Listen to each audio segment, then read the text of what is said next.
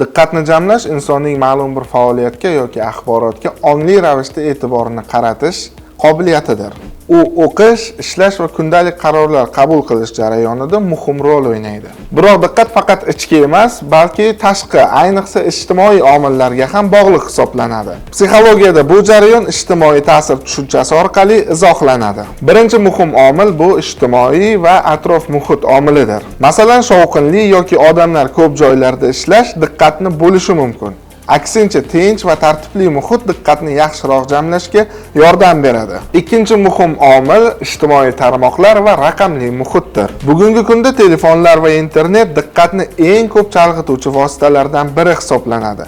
Doimiy bildirishnomalar, xabarlar va videolar insonning e'tiborini tez-tez bo'lib yuboradi. Bu jarayon kognitiv yuklama bilan bog'liq bo'lib, miya bir vaqtning o'zida juda ko'p ma'lumotni qayta ishlashga majbur bo'ladi. Yana bir muhim jihat bu ijtimoiy bosim va kutuvlar. Masalan, ota-onalar, o'qituvchilar yoki ishxonadagilarning yuqori talablari ba'zida motivatsiyani oshirsa, ba'zida aksincha stressni kuchaytirib, diqqatni pasaytirishi mumkin.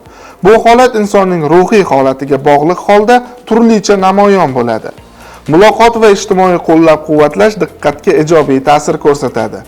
Yaxshi munosabatlar, do'stlar va yaqinlar bilan suhbat qilish insonni ruhiy jihatdan yengillashtiradi. Natijada u o'z ishiga yaxshiroq e'tibor qarata boshlaydi.